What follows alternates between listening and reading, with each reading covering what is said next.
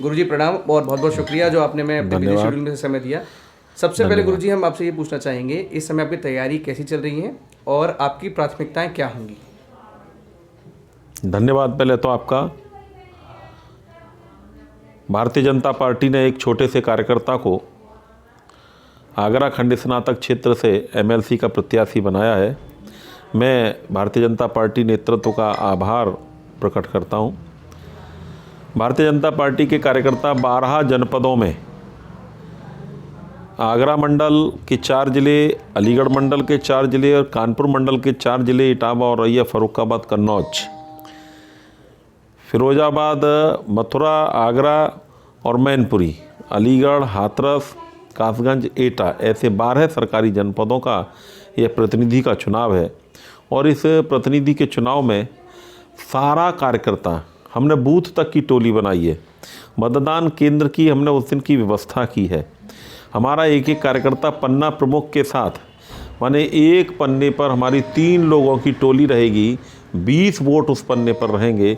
इस प्रकार से उनसे संपर्क करके और मतदान वाले दिन मतदान करा सकें।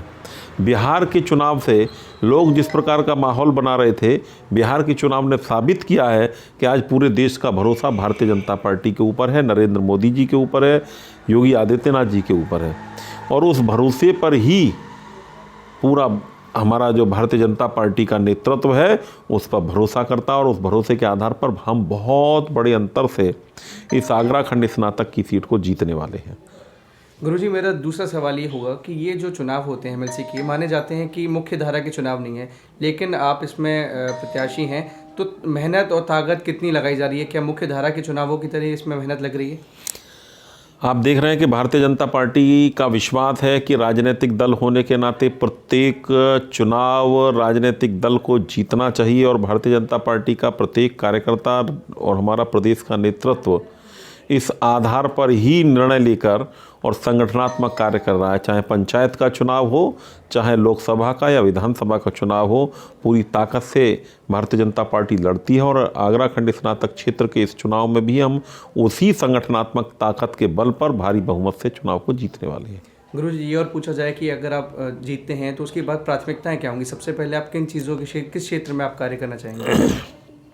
बहुत सारे विषय हैं हमारे स्नातक भाइयों के लिए, शिक्षकों के लिए। उनका शिक्षा नियमावली वित्त विहीन शिक्षकों के लिए बन रही है। एक अच्छा उनके लिए मानदेय तय हो, ये हमारी प्राथमिकता में है। संविदा पर जो कर्मचारी हैं उनके लिए भी मानदेय उचित हो, सम्मानजनक हो, वह हमारी प्राथमिकता में है। अधिवक्ताओं के लिए एक अधिवक्ता फंड बने और उस भत्ते के आधार पर अधिवक्ताओं को पुस्तकें और प्रत्येक महीने के आधार पर उन्हें मानदेय कुछ दिया जाए, ये भी हमारी प्राथमिकता में है। जो कर्मचारियों के लिए जो केंद्र और प्रदेश सरकार के बीच में एक समन्वय बना था 1987 में, उसको भी हम लागू कराना चाहते हैं। किसानों के लिए पेंशन, व्यापारियों के लिए पेंशन, हमारे वित्तविहीन साथियों के लिए सम्मानजनक रोजगार के आधार पर उनको वेतन वितरण अधिनियम के अंतर्गत लाए जाने की व्यवस्था हो। साथ ही जो हमारे विद्यार्थी हैं, विद्यार्थियों को भी शिक्षा में प्रतिपूर्ति शुल्क के आधार पर उनकी मदद की जाए। बेसिक शिक्षा के अंदर एक मूलभूत ढांचागत व्यवस्था को परिवर्तित करने का भी लक्ष्य हमारे बीच में होगा। शिक्षक केवल शिक्षण का काम करेगा, ये हमारी प्राथमिकता होगी। कई बार शिक्षकों को अन्य प्रकार के कामों में भी लगा दिया जाता है।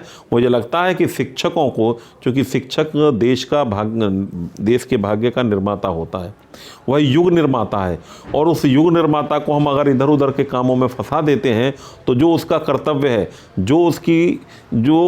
जिस कारण से वह उस व्यवसाय में, शिक्षण के व्यवसाय में आया था, देश का भाग्य बनाने के लिए, वो उस पथ से थोड़ा सा विमुख हो जाता है।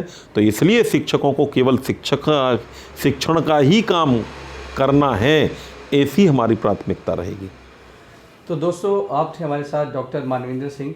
आज से ठीक 13 दिन बाद ये परिणाम सामने आ जाएंगे कि कौन हमारे साथ जीता है।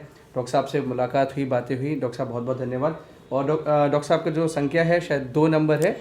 हाँ, दूसरे नंबर पर जो हमारा मतदाता नमूना है, मतपत्र नमूना, उसमें दूसरे नंबर पर भारतीय जनता पार्टी डॉक्टर मानवेंद्र प्रताप सिंह गुरुजी, भारतीय जनता पार्टी राजनीतिक दल के रूप में जिसका मैं प्रत्याशी हूँ, उसके सामने 1 लिखकर हम न्यूमेरिकल 1, जो गणित का एक होता है, एक लिखकर हम अपना मतदान करेंगे, निश्चित रूप से मानकर चलिए कि उत्तर प्रदेश के भाग्य को बदलने के लिए ये आपके द्वारा लिखा गया एक परिवर्तनकारी साबित होगा। बहुत बहुत धन्यवाद। नमस्कार। तो दोस्तों 1 तारीख को एक लिखना है आपको, ये सारी बातें गुरुजी ने हमें बताई। और वीडियो पसंद आया हो तो वीडियो को शेयर करें और आगे बढ़ाएं। इसी के साथ जय हिंद।